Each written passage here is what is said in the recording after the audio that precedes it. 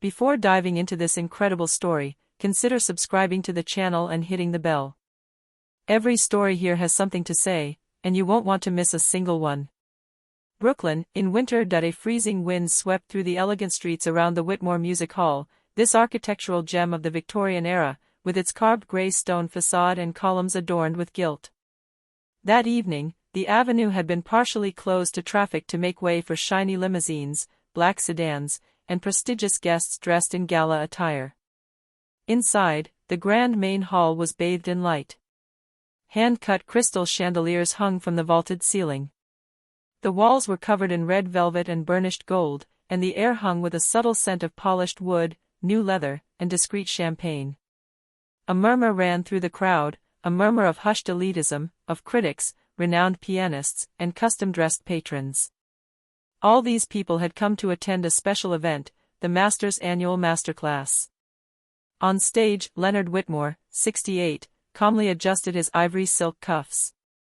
He embodied the refinement of a bygone era.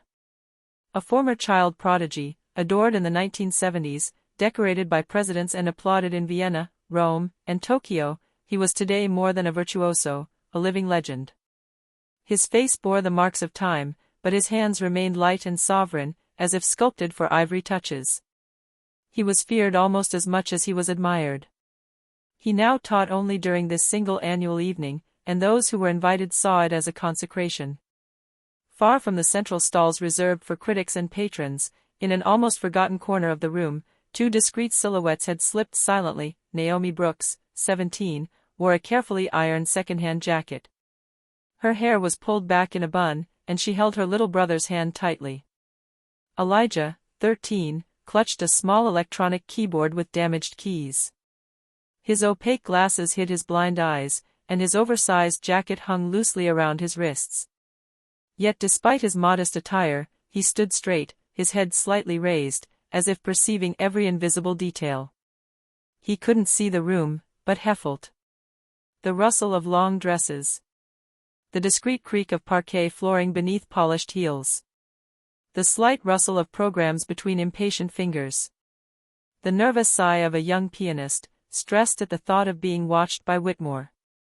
And above all, the presence of the piano. He heard its breathing. Its ancient wood. Its strings taut like nerves.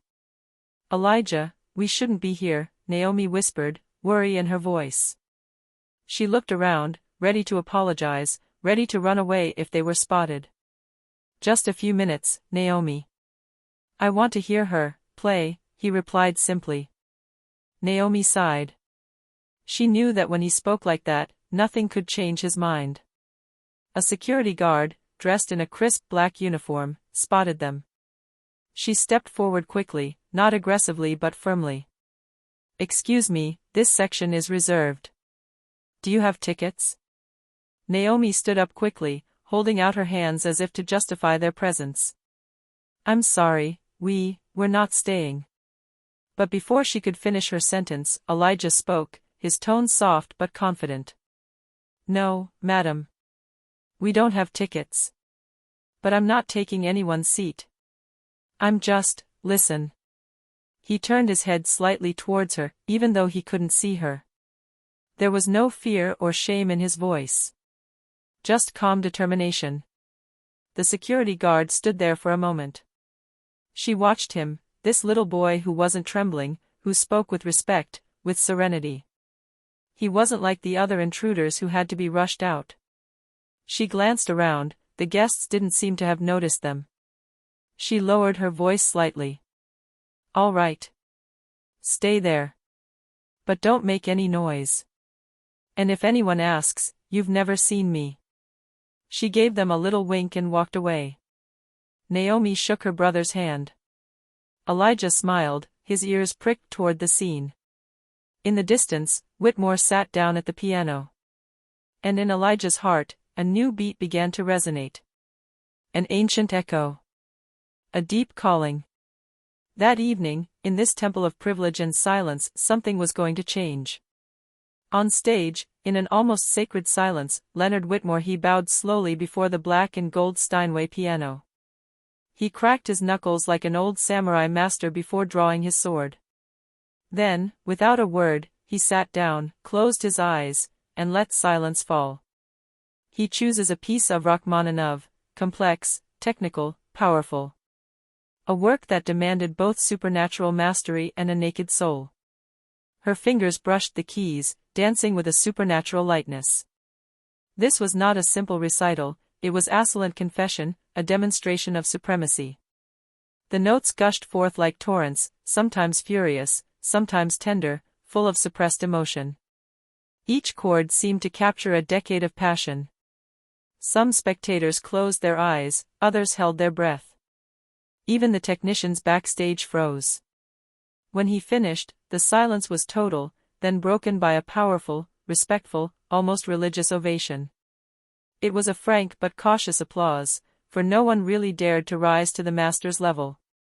Whitmore stood, barely bowed his head, then raised his hand to call for calm. He cleared his throat and said, "I've been alone with this piano too often. I'd like to hear your voices. Your audacity. Who wants to sit here and talk to it, in their own way?" With the challenge thrown down, an excited tension coursed through the room. It was as if Zeus himself had just handed his throne to mortals. A few young pianists, carefully selected from the country's finest conservatories, Juilliard, Berkeley, Curtis, took the stage one by one.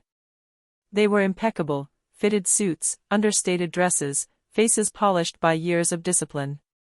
Each played a short, well-chosen, well-executed work, Bach, Liszt, Prokofiev. It was decent. Impressive even. But without audacity. Without raw emotion. Whitmore nodded. He smiled sometimes. But his eyes remained distant. He wasn't moved. He was noting. He was judging. He wasn't yet moved. The audience applauded politely. But a certain fatigue was beginning to set in. And that's when the voice spoke.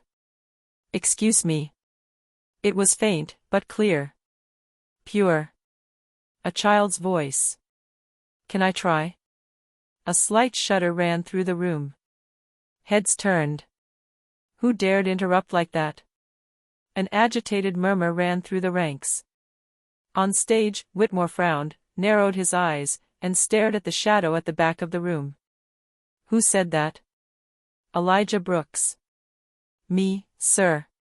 The dim lighting couldn't obscure the scene unfolding in the background.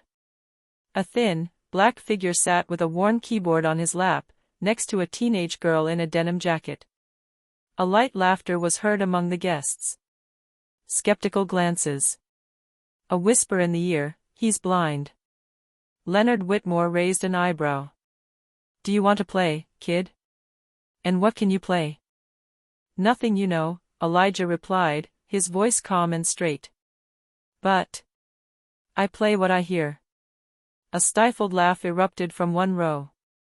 An old man chuckled behind his program. "Charming," muttered a bejeweled woman. "A competition piano, for a blind child." But Whitmore wasn't smiling anymore. He was staring at Elijah. He was trying to understand. Perhaps he could have refused. Perhaps he could have had him removed discreetly. But something, perhaps provocation, perhaps a buried instinct, pushed him to say, in a tone half arrogant, half curious, "Very well. Come on. Play, for fun." He had spoken these words as a challenge. Like giving a weapon to a stranger, just to see what he will do with it. But he didn't know yet. That evening, Idishaswa was going to be put to the test.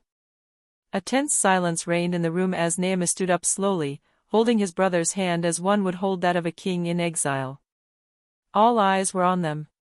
She helped him around the rows, guiding his cautious steps down the center aisle of Whitmore Music Hall.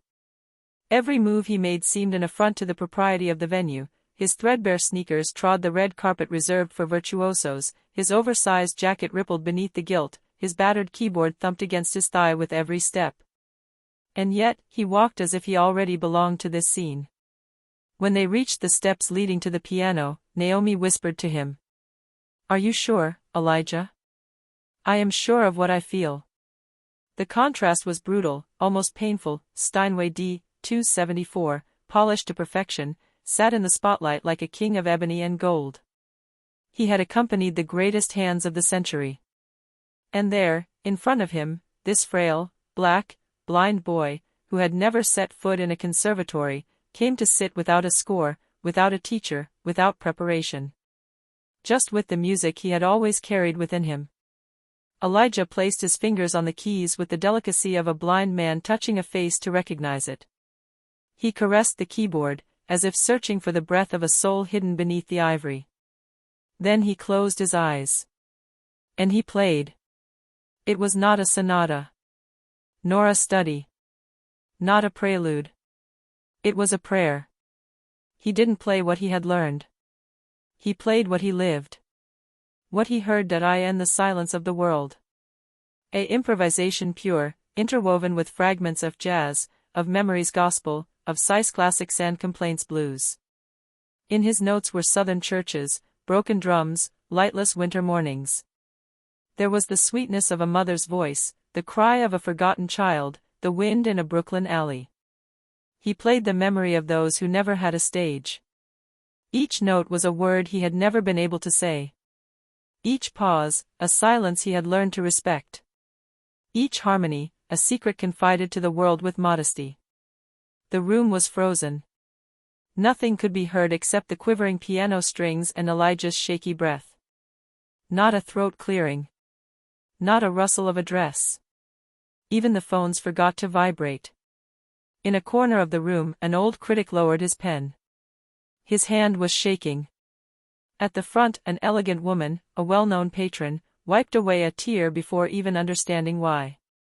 And on stage, Leonard Whitmore, the proud, the uncompromising, the sacred virtuoso, felt his heart beat as if he were 15 years old. There was a truth in this boy's playing that he hadn't heard in decades. Something raw, untamed, authentic. Ein Jury put to music.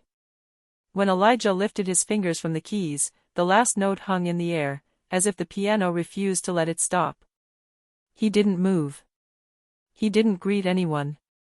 He simply sat there, his face turned upward, as if he were still listening to something the rest of the world couldn't hear. The silence lasted an eternity. Then, a single clap. Isolated. Hesitant. And suddenly, thunder. A standing ovation, long, powerful, uncontrollable. Some had stood up without even realizing it. Several were crying. Others remained open-mouthed, unable to understand what they had just experienced. Whitmore, still motionless, slowly closed his eyes. A single tear rolled down his cheek. And he whispered to himself. It's impossible. More Elijah Brooks, he did not seek to convince. He had played what he was. The last note had fallen silent, but it still vibrated in hearts.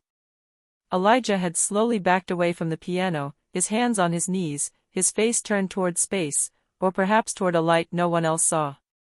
Leonard Whitmore advanced alone, one step at a time, as if approaching some sacred mystery. He did not look at the audience. He did not smile. He did not applaud. He stopped right in front of the young boy. A suspended moment. The entire room held its breath. Even Naomi, at the back of the stage, didn't dare move. It was as if time had frozen around this meeting. Whitmore inclined his head slightly toward Elijah, scrutinizing that calm, focused, luminous face. There was no tension in the boy's features, no pretension. Just, the naked truth. Then, in a voice deeper than usual, almost vulnerable, he asked. Who taught you to play like that? Elijah turned his head slightly, recognizing the intention in the tone, even though he couldn't see the man. My mother, he replied simply. She sang while she washed the dishes. Sad, sweet songs. Sometimes songs she made up. He paused briefly. And my father. He would sit me on his lap. He would put on records. He would say, listen, Elijah. Close your eyes and listen. Leonard frowned, confused. What vinyls? Coltrane. Nina Simone. Debussy, Ravel, even a little Thelonious Monk. My father said that all music was a story. That it was my job to hear the story behind the notes. Whitmore remained silent. He knew these names, of course. He had studied them, dissected them, classified them. But in the mouth of this boy, they looked alive. They weren't composers. They were voices, familiar ghosts. Were you trained by ear? I was trained, in silence. I listened to people walking. The wind in the curtains. The rain on the windows. I learned to hear what is not played. Whitmore, visibly upset, murmured. You were born with perfect pitch. Elijah shrugged softly. I don't know that word. He paused, as if searching for a more accurate explanation. I don't read music. I don't see the keys. But I feel when it's right. When it's alive. I play what I feel. What others try to hide. For the first time in years, Leonard didn't know what to say. He who corrected, judged, taught, imposed. He who had spent a lifetime mastering music as one masters a dead language. He stood there, in front of a boy who, without diplomas, without scores, without a teacher, had just brought him back to the essentials. You've never studied technique? No, sir. But I listen to people like I listen to notes. I know when it's wrong, even if they pretend. A shiver ran down Leonard's spine. Elijah wasn't just talking about music. He was talking about truth. The audience, still silent, watched this dialogue as if it were a miracle. An improbable encounter. An invisible handover. Naomi, her hands clenched, felt her eyes mist over. She had never seen her brother so complete. He was finally recognized. Heard. Not for his blindness. Not for his difference. But for what he had always carried deep inside him. And Whitmore, the master, the giant, the monument, bowed slightly. Not out of politeness. For respect. He whispered, almost to himself. You made me hear what I had forgotten. The next day, the world discovers Elijah in the early morning, as the gray Brooklyn light struggled to filter through the worn curtains of their small apartment. Naomi received an alert on her phone.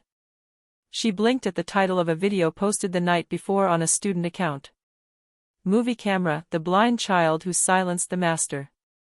The video, filmed from the stands, showed Elijah walking towards the stage, placing his fingers on the Steinway piano, and then playing the musical prayer that had moved a room full of experts. But it wasn't the quality of the video that had captured the attention of the internet. It was absolute silence from the room. The frozen faces. The tears. Whitmore's stunned look.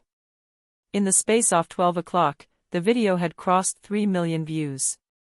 By noon, several local television channels were already talking about him. At 3 p.m., an excerpt was broadcast on CNN. At 5 p.m., the New York Times published an article entitled, Newspaper, A Boy, a Piano and a Lesson in Humanity, Elijah Brooks, Unexpected Grace. And while the world was in turmoil, Elijah was sitting in his room, hands crossed on his keyboard, headphones in his ears. He wasn't looking for fame. He was simply looking, the right note. The invitations were pouring in. The show The Late Show wanted to dedicate a special segment.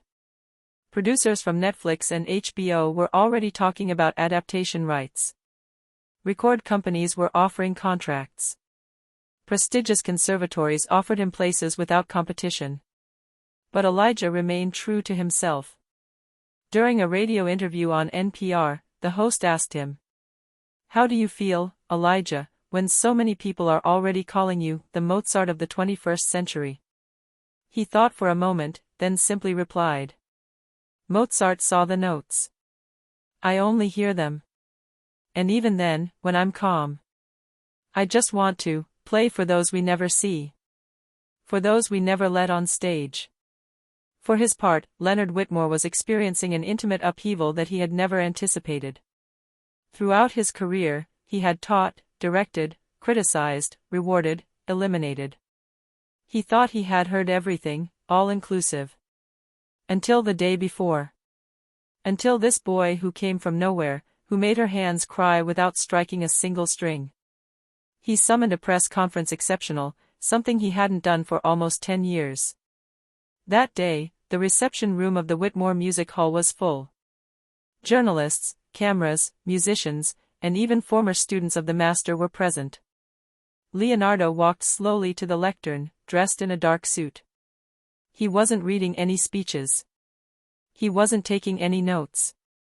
He took a deep breath. "I'm Leonard Whitmore. And I thought I knew everything." A murmur in the room. He continued. "For decades, I have taught piano as one would teach an ancient language, with its rules, its limits, its dogmas. I have trained hundreds of students. But last night, a boy reminded me what it is like to feel the music before playing it." He paused. His voice trembled slightly, but he didn't fight the emotion. Elijah Brooks is a musician. Not because he was trained. But because he is born music. Because he hears what we have all unlearned to listen to. Then, raising his head. "That's why I'm committing today to fully funding his musical studies, wherever he wants to go. He'll never have to pay anything." Timid applause began. "And I will no longer be his judge. I propose to be his student. To become his mentor, yes. But also, to learn again, through him." The room erupted in heartfelt applause. A gesture no one expected from Whitmore, known for his intransigent ego. But that day, the master had bowed his head before the child, and the whole world saw it. During this time, Elijah, he was not in the room. He was in a small studio offered by a moved technician, in front of an old, slightly out-of-tune upright piano. Naomi, sitting on the floor, listened to him play in silence. When she reported Whitmore's words to him, Elijah smiled without vanity. "He has nothing to teach me, Naomi. Not yet. But he does have something to find. If he really listens to me, he will find it again." And he placed his fingers on the keys. A new prayer began. 1 year later, the night of the miracle, New York, Carnegie Hall. The light March rain was falling gently on Manhattan. Hundreds of people moved silently in the dim light of the street lamps, up 7th Avenue to the legendary Carnegie Hall, this cathedral of music where only the greatest had dared to place their fingers on a keyboard. That evening, the room was full. Not for a pop star. Not for a Nobel Prize. But for Elijah Brooks, 14 years old. The concert program did not mention any known works. It simply stated, "Improvisations for those we never hear." Inside, international critics, conductors, artists, children from orphanages, and poor families had gathered side by side. There were young people from neglected neighborhoods, music teachers from all over the world. The room was full of hope and truth. Behind the scenes, Naomi, elegantly dressed, held in her fingers the handkerchief that their mother once used to dry the dishes while singing. She closed her eyes, listening to the murmur of the audience. Then the lights softened. And Elijah enters. Slim figure, sober charcoal gray suit, polished shoes. No sunglasses tonight. His closed eyelids testified to what he had always been, a seer of the invisible. He walked slowly, guided by an assistant, then stopped at the center of the stage.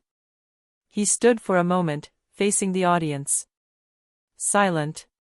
His head slightly raised, as if listening to the heartbeat. Then, calmly, he addressed the audience in a clear, peaceful, but serious voice. "A year ago, a man said to me, 'Play, for fun.' A smile tugged at the corner of his lips. But tonight, I'm not just playing for fun. I'm playing for my mother, who sang while she washed the dishes. I'm playing for my father, who played vinyl records to teach me how to dream. I'm playing for my sister Naomi, who sacrificed everything so I could be here." He paused briefly. Sobs could be heard in the silence. "And I play for every child who was silenced. Every voice that was ignored. Every melody that was rejected because it didn't follow the right score." Then he sat down. His fingers brushed the keys of the grand Steinway like one touches sacred skin. And then he played. But it wasn't a concert. It was a crossing. An inner odyssey, where notes became landscapes, faces, prayers. Each improvisation was a tribute, to stolen childhood, to the light of mothers, to the silence of fathers, to the souls of those who never learned to read music but who have carried it within them since birth. He intertwined the harmonies of a forgotten gospel with breaths of Debussy, then slid into jazz dissonances that made the chords cry. At times, silence itself became music. He stopped, listened, and started again, as if the piano were speaking to him. The spectators were no longer breathing. In a discreet box, an elderly woman held her daughter's hands. In the balcony, a young black boy, violin in hand, whispered, "Me too, one day." And in the darkness, seasoned professionals were crying hot tears, without shame. When Elijah played the last note, he didn't let his hand move away. He left it there, like a promise. He remained seated, head bowed. And the room rose. Not in one movement, but a collective shudder. As if all of humanity, that evening, had risen up for a child. A endless ovation. Uncontrollable. Authentic. Neither for technique nor for talent, but for the naked truth that he had dared to reveal. Today, Elijah Brooks is more than a musician. He has become a light in the darkness, a symbol of hope for invisible children, silent artists, dreamers who are stifled. He has created foundations for accessible music, schools for disadvantaged children, and improvisation programs in juvenile prisons. And somewhere, in a lonely country room, Leonard Whitmore, now old and retired from the stage, listens to recordings of his former student. He's not crying. He's smiling. Because he knows that the next generation is not an extension. It is a rebirth. He whispers softly. He taught me everything, without teaching me anything. And in the silence that follows, one could swear one could hear, somewhere in the distance, a final note suspended in eternity.